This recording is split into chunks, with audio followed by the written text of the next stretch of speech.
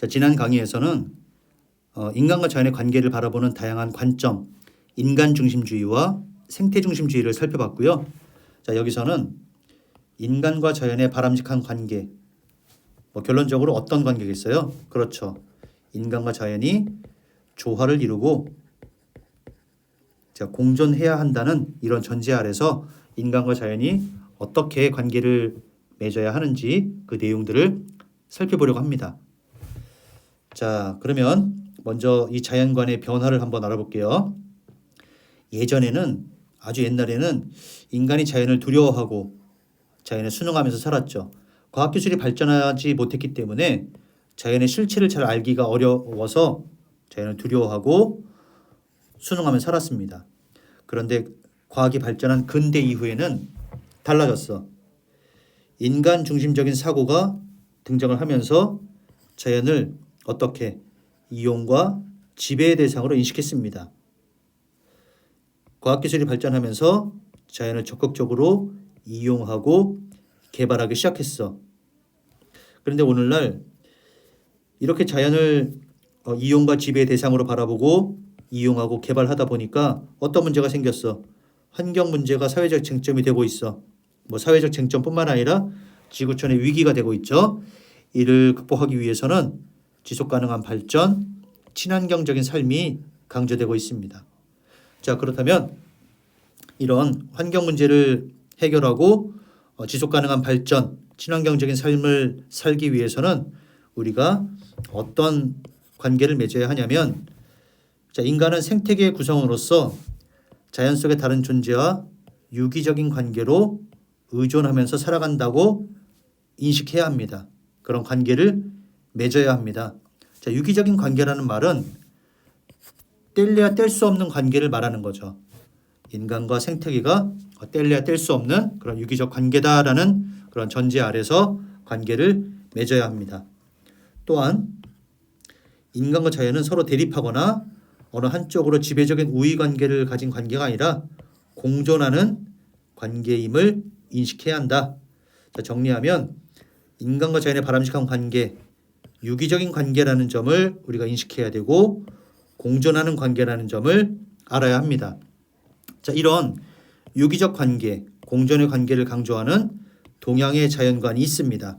자, 동양의 자연관 살펴보자. 이 동양의 자연관은 유교, 불교, 도가로 나눠지지만 전체적으로 봤을 때 환경 친화적인 태도를 강조하고 인간과 자연의 조화를 강조합니다.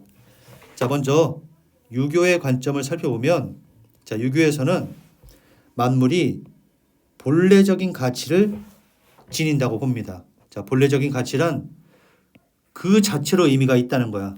모든 만물이 그 자체로 가치를 지닌다. 자, 이런 관점, 환경 친화적 태도, 인간과 자연의 조화 연결되지. 자, 그러면서 두 번째 거 잘 보세요. 인간과 자연이 조화를 이루는 천인합일의 경지를 지향한다. 자, 천인합일이란 하늘과 사람이 하나가 된다는 거잖아. 여기서 말하는 하늘, 자연이라고 보면 되겠지? 자연과 인간이 하나가 된다. 천인합일의 경지, 인간과 자연의 조화의 사례지. 자, 불교로 가보자. 자, 불교에서는 만물이 독립적으로 존재할 수는 없다고 본다. 꼭 기억해야 돼.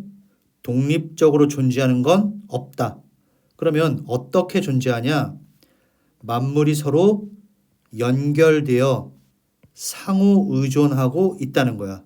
이러한 사상이 바로 연기 사상이에요. 연기. 자, 모든 존재와 현상은 무수한 원인과 조건의 상호관계에 의해서 생겨난다. 자, 연기 사상. 만물이 서로 의존하여 존재한다. 독립적으로 존재하는 건 없어.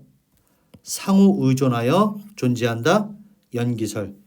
자, 만물이 상호 의존하고 있다면 나와 저 풀 한 포기, 나와 저 개미 한 마리까지 모두 나와 연결된 존재야. 모두 연결된 존재면 우리가 어떤 생각을 하게 돼? 모든 생명이 소중해지는 거지. 그 모든 생명에게 사랑을 베푸는 게 바로 자비야.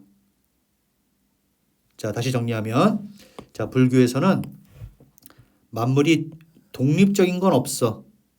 연결되어 있어. 연기사상이야. 모든 것이 연결되어 있다면 모든 생명이 소중해. 함부로 대하면 안 돼. 자비를 베풀어야 돼. 역시 인간과 자연의 조화라는 정신이 깔려 있죠. 다음으로 도가사상을 보면 자연 그대로의 질서에 따르는 무위자연의 삶을 추구한다. 자, 무위자연이란 사람의 힘이 더해지지 않은 그대로의 자연. 따라서 무위자연의 삶이란 자연의 뭐를 따르는, 자연의 순리를 따르는 삶이야. 자연의 순리를 따르는 삶. 이것도 역시 인간과 자연의 조화를 강조한 그런 사례라고 볼 수 있겠지. 따라서 도가에서는 자연의 한 부분인 인간과 자연의 조화를 강조한다. 자, 이 동양의 자연관 부분 다시 좀 정리를 하면 동양의 자연관은 인간과 자연의 조화를 강조해. 자, 유교의 핵심 개념 천이나빌의 관점의 인간과 자연의 조화. 불교 연기설 속의 인간과 자연의 조화. 도가 무위자연 속의 인간과 자연의 조화. 이렇게 핵심 개념을 중심으로 동양의 자연관 정리해야 합니다. 자, 이제 마지막으로 자, 인간과 자연이 공존을 하기 위해서 우리가 어떤 노력을 해야 하는지 살펴보자. 자, 개인적 차원에서는 우리가 생태계 한 구성원이라는 점을 인식하고 환경 친화적 가치관을 가지고 자연 보호를 실천해야 돼. 자, 사회적으로는 이런 인간과 자연의 공생을 중요하게 여기는 사회적 인식이 확대돼야 돼.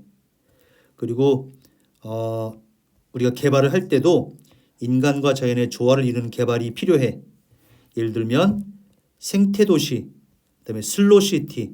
자, 슬로시티란 공해 없는 자연 속에서 전통 문화와 자연을 잘 보존하면서 느림의 삶을 추구하는 국제운동이야. 이런 슬로시티를 지정할 필요가 있고, 또 생태 통로, 야생동물이 다닐 수 있는 인공적으로 만든 길이지. 자, 우리가 개발을 할 때도 이런 생태도시, 슬로시티 지정, 생태 통로, 자, 이런 것들을 조성할 필요가 있다. 그 다음에 인간이 망가뜨린 생태계를 복원하는 그런 노력도 해야 되겠지. 자연 휴식 연재, 갯벌 복원, 생태계 복원, 이런 것들을 해야 합니다. 자, 마지막으로 우리 동양의 이런 산수화 속에 담겨 있는 동양의 자연관을 살펴보면, 자, 동양의 자연관은 자연을 가장 이상적인 존재이자 인간이 닮아야 할 최종 목표로 본다. 그러면서 인간은 자연 속에서 더불어 존재하고 인간과 자연이 조화를 이루어야 한다고 보고, 서양은 자연보다 인간이 우위에 있다고 본다. 자, 이 내용은 동서양의 자연관의 어떤 차이점 나와 있죠. 자, 웅장한 자연을 먼저 그리고 한 구석에 인간을 그려놓는 동양의 산수화에는 인간과 자연의 조화를 추구하는 동양의 자연관이 잘 나타나 있다. 자, 이 그림에 보면 인간이 살아가는 집, 여기 인간이지.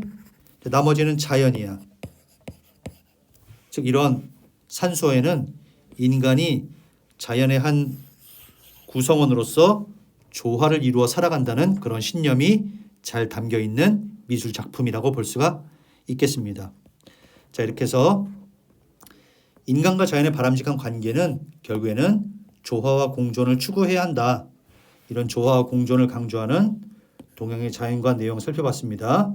그리고 이런 조화와 공존을 실현하기 위해서 자, 이런 노력을 해야 한다는 내용을 살펴봤고요. 자, 이번 강의의 내용 중에는 이런 동양의 자연관, 유교, 불교, 도가를 중심으로 열심히 공부를 해주세요. 자, 그럼 모두 수고했습니다.